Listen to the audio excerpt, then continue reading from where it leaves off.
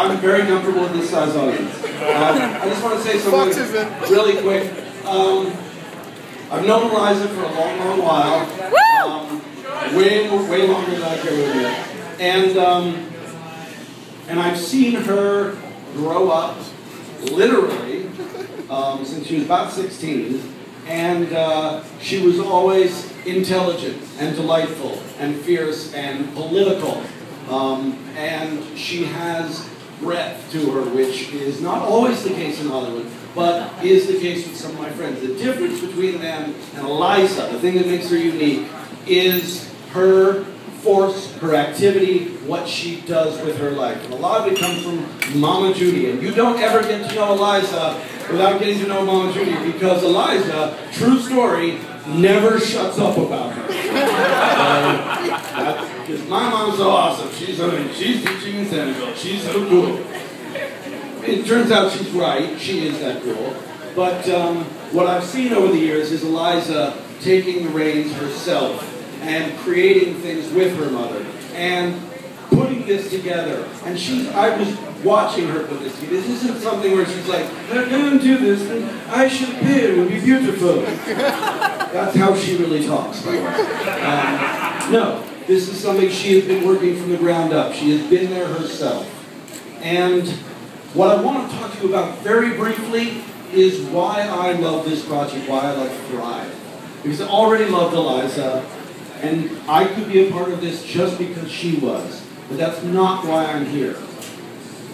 The thing about Thrive and she's articulated it, but the thing that really moves me is there are so many good causes. There are so many problems. There are so many things. Food, genocide. There are things we need to focus on.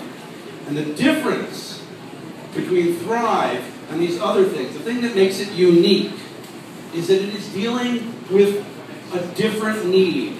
And you can say, okay, we all need water and shelter and we need not to be killed. I would say the most basic human need is humanity. The most basic human need is to have something to strive for, to have an identity, to be heard. Without education, without empowerment, without expression, saving lives is always important. But we have to understand that they need meaning. We have to understand that without thriving, there's no surviving. There are two paths for all of us. For humanity as a species, as a concept, there is destruction and there is thriving. There's no middle. Because if we're just surviving, if we're marching towards nothing, it's a prison march.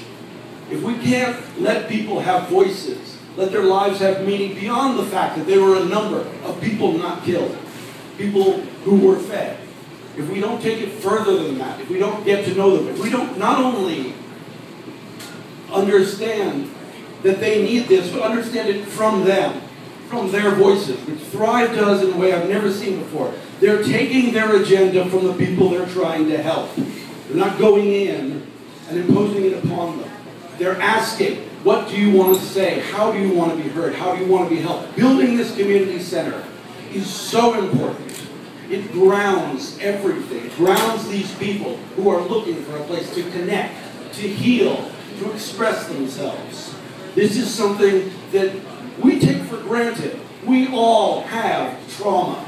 Everybody who lives in the world has a certain amount. These people just have a lot more.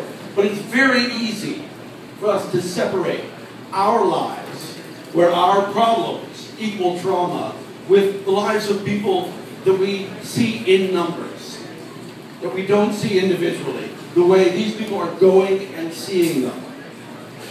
And I think that ultimately, that's the thing that makes this a really unique and important organization. Now this is, for us, it's a meet and greet. It's a first date, okay? And first of all, I'm really grateful that all of you even showed up on the date.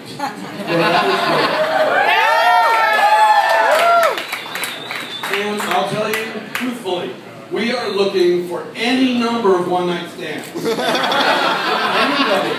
Anybody who wants to make a contribution tonight and then walk away in the morning and not call us, guess what? You just did an absolute good. You did something extraordinary.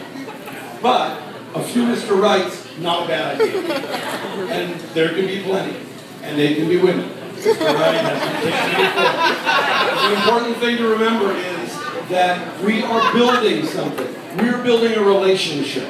They're building a relationship with the community. We're trying to build a relationship with you guys and the people you guys can reach. It's really important to know that this is ground zero for what I think is the most important concept. The concept that honestly is behind all of the work that I do as a writer, which is human connection and respect.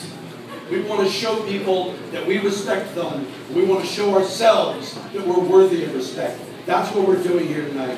I just want to thank all of you, and of course Eliza, for making that a reality. This is the beginning of something extraordinary. Thank you so much for being a part of it.